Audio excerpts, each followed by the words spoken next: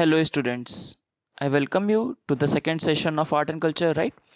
In the first session, we have seen the initiatives, some of the initiatives, and some of the art forms. Today, we will see some architectural things and some historical perspective. Those were in the news, right?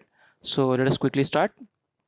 I started with Humpy, very important Humpy, because we have seen last time digital heritage project also. The first project was the Humpy, right? Humpy, we have also seen few of the questions have come in the past, in fact including in 2019, right? So first of see location of Humpy, it is a world heritage site. It is near the in the Karnataka, right? So it was in the news because some restaurant was demolished around the NSC has given okay go ahead to it. Now MP, so it's a UNESCO World Heritage Site.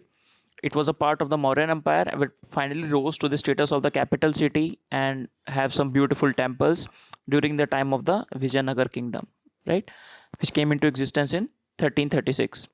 Now, many of the temples that are being built in Hampi are important. We'll see one of them, which was in the news. So, Vijayanagar Empire, under the guidance of the Krishna Deva Raya, it became very famous, right? In the Ramayana, also Hampi finds the mention in the Kishkinda Kand. Not very important for prelims. This fact is important, located near the Tungabhadra river. So you can see Tungabhadra river, Tunga and Bhadra meeting Tungabhadra reservoir, and this is the location of Hampi. So right at the Tungabhadra river, right? So it consists of many of the last great Hindu kingdom, Vijayanagar kingdom, and many of the surviving remains in the form of the temples are there. Now these are the list of the temples. Many of the temples, for example, Virupaksha temple is there, right? They have their own Vijayanagar style of architecture. You must have read in your static book, Vijayanagar style of architecture. That was the mm, that is the combination of many of the Pallava, Chola, many of the designs, Hosaya. So many of the designs were combined in the Vijayanagar architecture. Many secular buildings were also there in the temples. Now, one thing I want to highlight there that along with the Hindu monuments, though they are in the majority and predominantly, there are also some Jain monuments and the Muslim monument, just one of them. So, if the question comes that all the monuments are Hindu, so answer will be wrong. Okay. Now let's discuss last year's question. So it was 2019's question only. So the question has been asked that famous place and the river along with it. Now we have seen view of the question of 2019. The questions looks tricky, but if you know just one of them, you are able to solve the question. For example, even if you do not know these two things, if you know about Hampi, because Hampi is really famous at the World Heritage Site, always remains in news. So if you know Hampi, not along Malprabha, no, it is not at Malprabha, it is near Tungabhadra. So option 3 becomes wrong and you get the answer 1 and 2. Okay. So this is one way of solving the questions.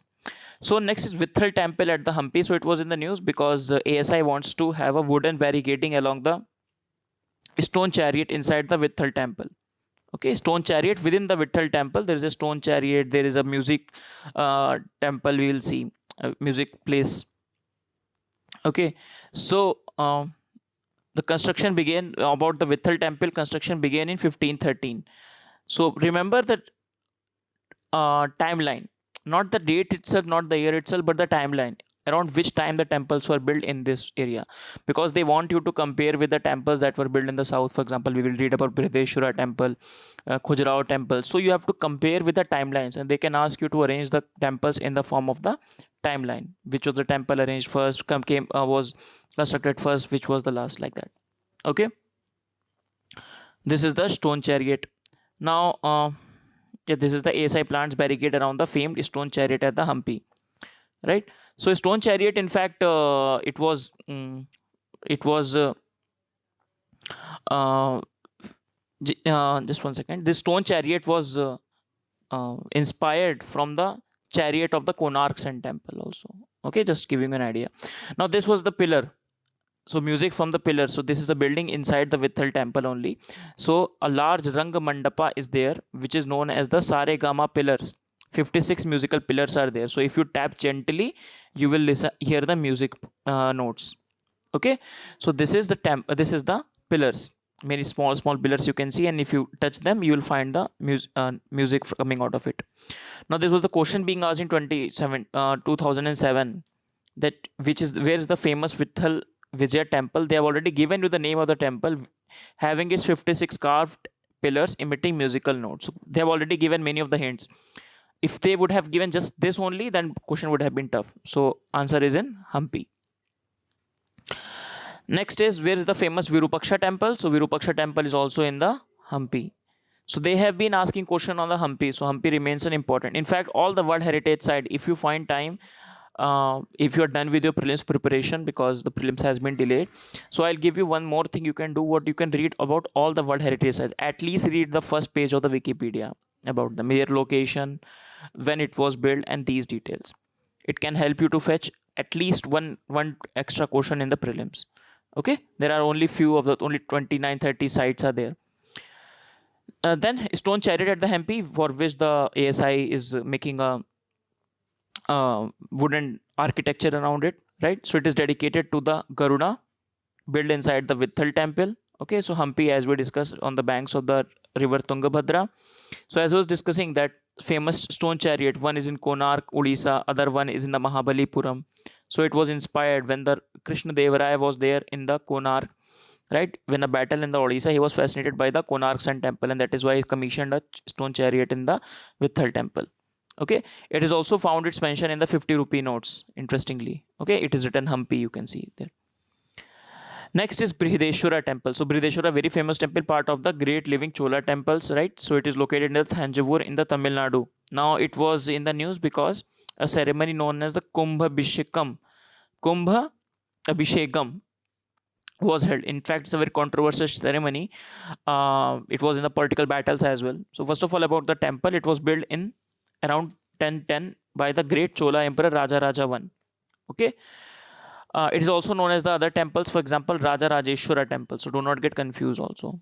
Periya Kovil or Raja Rajeshwaram temple. Okay. Do not get confused. Then Brihadeshwara temple, dedicated to Lord Shiva, one of the largest temple in the world. Very huge temple. Part of the UNESCO World Heritage sites known as the Great Living Chola temples. So there are three temples basically in the Great Living Chola temples. Along with the Brihadeshwara temple, there is a temple Gangaikonda Cholapuram and Eratheshwara temple. Okay, and these are the I've set the locations also. So what is this basically Kumbhabhishekam ceremony which was in the news? So basically the battle was, or the contention was, in which language the shloka should be spoken. So the issue was Tamil versus the Sanskrit.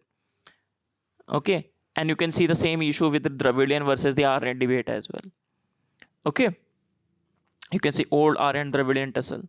So finally it was decided that it will be held in both the Sanskrit and the Tamil. Okay, right. So some of the regional parties, for example, DMK was asking that only the Sanskrit should be there, like that. Now, Great Living Chola temple. So as we were discussing, only three temples are there.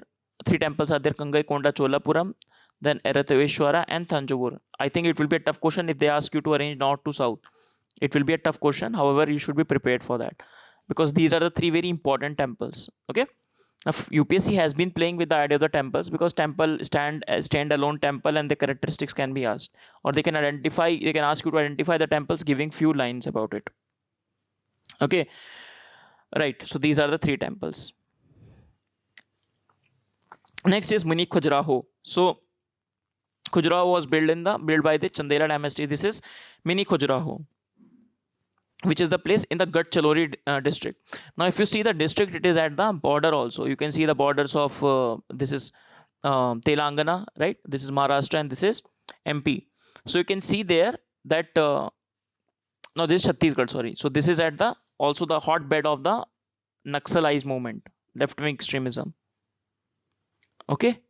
Tri-junction theory, I have told you many times. So this theory you can apply in many of the places. We have read in the Kerala, we have read about it. We in this area, Chhattisgarh area, then Chambal district, we have read about when reading about the Chambal sanctuary in the environment of this month only, or in the March month. We did upload it alongside that, right? So it was in the news because ASI wants to restore this set of temples, Mandakeshwar group of temples in the Gadchiroli district. So these were built around the 9th to 12th century and may have 24 different temples, different temples. So same thing, the erotica that was also there in the Khajuraho temple. You can see the similar erotica. That is why it is said to be Mini Khajuraho. Okay, so it is a temple dedicated to Lord Shiva on the banks of the Vaiganga river, or the tribute that is a tributary of Godavari. So please remember the rivers along with these things. For example, we have seen the example of Hampi, right? The question has been asked. So you can see the question on this line. To Vaiganga, which is the tributary of the Godavari, on which this along which Mini Khajuraho has been built. Okay, right. It belongs to Nagara group of architecture, right? Right. So yeah, I was telling you that as a part of the famous Red Corridor, right? So this is the also known as the Khajuraho of Vidarbha, or the Mini Khajuraho. So you can see many of the erotic sculpture and the paintings, or sculpture, and the uh, small details are there on the temple walls. Next is Mahabodhi temple. So Mahabodhi temple is in the Bodh Gaya. You can see the location in the Bihar. So Bodh Gaya, it is one of the 4 holiest sites related to the life of the Buddha. Now, the first temple was built by Emperor Ashoka, and many of the subsequent temples have been built. Now, it was famous because site contains the descents of the Bodhi tree, under which the Buddha is supposed to have got the enlightenment. Very famous Mahabodhi temple. Okay, it's a UNESCO World Heritage Site. So we have covered a few UNESCO World Heritage Site also. So which are left out, you can do it on your own end.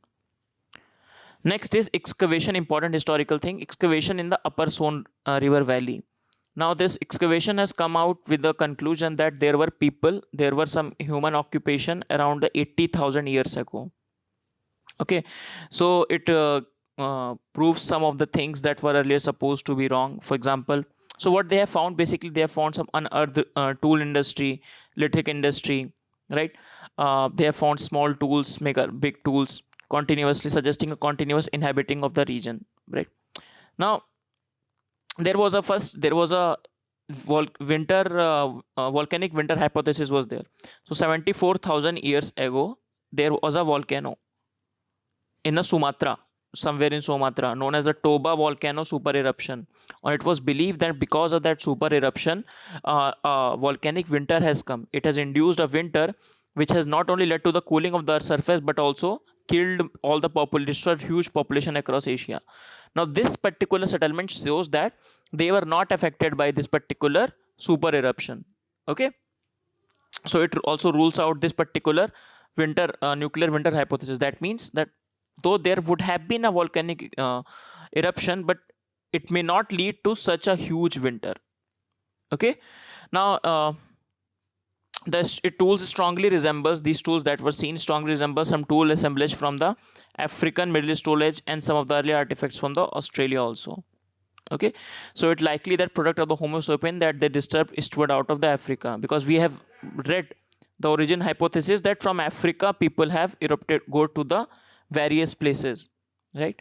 So some evidence pointing to that fact. Next is Battle of Gallipoli. So it was in the news because Erdogan, the Turkish president, has made a statement likening Kashmir situation to the Battle of Gallipoli. Now we have discussed in our international relation how Turkey, Pakistan, and Malaysia are forming a tri-nexus, which is not only against Indian stand and all this, but they are also challenging the leadership of the countries like Saudi Arabia, right, which are the currently the leader of the Muslim world, you can say that. So they want to carve out their own part. For example, we have read about Kuala Lumpur summit where the Pakistan declined to go because of the pressure from the Saudis, and it goes to show the lack of the independent foreign policy of the Pakistan itself. Apart from that, so what is this Battle of Gallipoli? Not very important for prelims because it's a world history fact, but it was in the news, that is why we are discussing it. So Battle of Gallipoli was basically, so the idea was that Allied forces wanted to control this area, Dardanelles, Allied forces in the World War I. So Allied forces fought against the Ottomans, Allied versus the Ottomans. So they, up to the 9th man, they keep on fighting, and a lot of Allied forces had died. Around 75% casualty happened. It is said to be one of the bloodiest battle of the World War I. Right? So in the Ottoman, Mustafa Kemal Pasha stood as a leader of this particular, and the Allied forces finally could not win this. So he gave the idea same to the idea of the Kashmir also. Okay, likening it, I don't know what, because one of the developments happening in the Turkey also, if you have read about it, is the Islamization of the Turkey, where the Erdogan, Turkish president Erdogan, seeks to retain the Ottoman legacy, right? So that is why he keeps on comparing days and giving such statements so as to claim those old legacy or bring about those old sentiments like that. Okay, now some countries like Australia and New Zealand celebrate or observe this day as the observance of those people who have died in this Battle of Gallipoli. You can see, or out of around so many casualties happened, right? So this is that. So finally, the legacy of the battle resulted in demolition for the Churchill and the emergence of the Turkish side under the young military hero Mustafa Kemal Atatürk. That is the Mustafa Kemal Pasha only, right? So it goes beyond its military aspect. Event is today a central pillar of the modern Turkish identity also, because they claim victory in it, right? That we stood up against the Allied forces, that we denied them the victory. Okay, right. Next is Saint Thirumangi Ajwar. I'm not able to pronounce correctly this. So basically, stolen idol was recovered. Now this particular, not very important. He was an Alvar. Who are the Alvar? Alvar are the Vaishnavite in the Bhakti movement. So Alvar versus the Nayanars. So how you remember who are the Shaivites and the Bhaktiites? What I used to remember in the Nayanars means Nayan.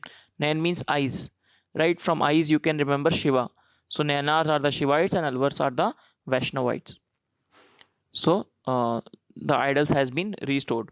Next is Payanur. So Payanur place in the Kerala location, right? So it was in the news because Kerala plans to set up a Mahatma Gandhi Smriti Museum at the place and at the bank of the river Perumba River.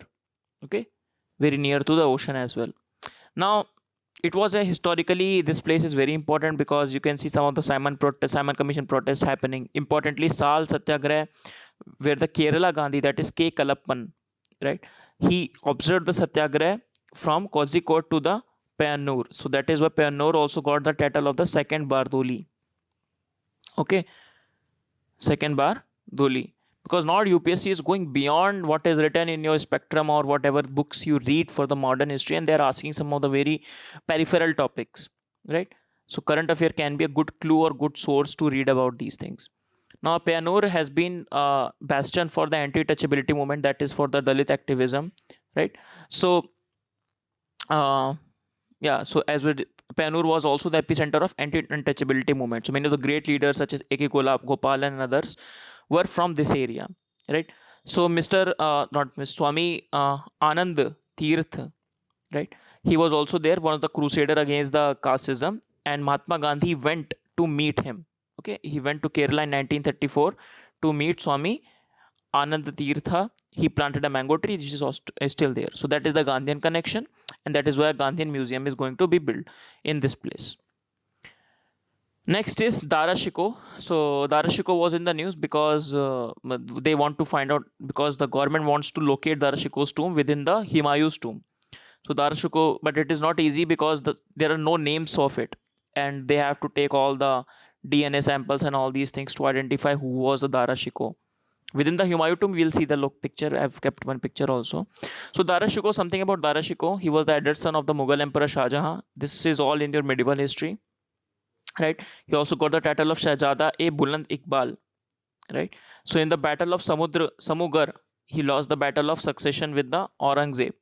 Okay, he is said to be one of the secular Indian, or the title of Hindustani. In fact, many of the right-wing people also praise Darashikoh, right? Whenever we give example of tolerance in India, we give example of Darashikoh, how he translated Upanishads to the Persian as well, right? So he translated Bhagavad Gita and Upanishad from their original Sanskrit to the Persian, right? So that they can be studied by the Muslim scholars as well. Many of the things that are, for example, you remember this Sikh Akbar, okay, Sir-e-Akbar. So his translation were known as this only. Okay, then he wrote many other things. Majma ul Bahrain Dara Shikoh album, so collection of paintings and calligraphy, right, presented to his wife. more things related to him. So he commissioned many of the Mughal architecture, for example, tomb of his wife, shrine of Myanmar, not very important. So if the question will come, they'll give you some of the details and they'll ask you who he was, or they can ask you in the Darashiko context, in the context of Darashiko, what the statements are there. Statements such as these are important. So the traveler, that was Nicolo Manusi from Italy, has written down the details of the Darashiko's detail in his book Travels of the Makuchi. Right, Manucci. I don't know. That's Italian term. It's Italian surname. So this is if you have been to Humayun Tomb. If you have not been to Humayun Tomb, I suggest you please go to the Humayun Tomb in Delhi.